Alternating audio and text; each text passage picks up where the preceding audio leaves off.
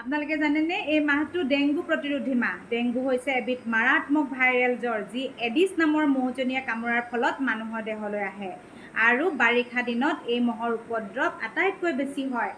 এই ৰোগৰ কিছুমান লক্ষণ আছে, যিবিলাক লক্ষণ দেখা পালে আমি ডেংগুৰ ৰোগ বুলি সন্দেহ কৰিব পাৰোঁ।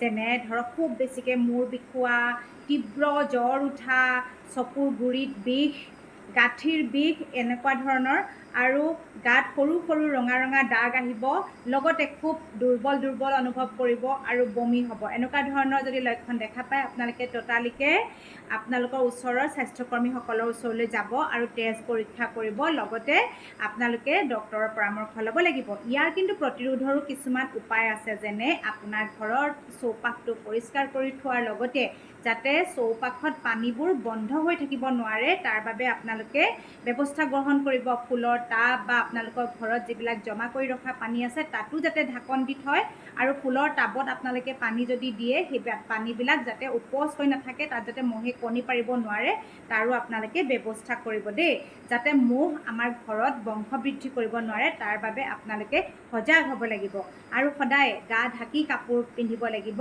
লগতে যিহেতু এতিয়া বাৰিষা দিনত আমাৰ খেতিৰ ছিজনো আহি যায়, আৰু এই খেতিৰ ছিজনটোত যাতে আপোনালোকে খেতিৰ পথাৰত গ'লেও যাতে দীঘল হাতৰ কাপোৰ কানি পিন্ধি যায়, তাৰ কাৰণেও আপোনালোকে ব্যৱস্থা গ্ৰহণ কৰিব আৰু সজাগ হৈ থাকিব, সদায় সুস্থ হৈ থাকিব।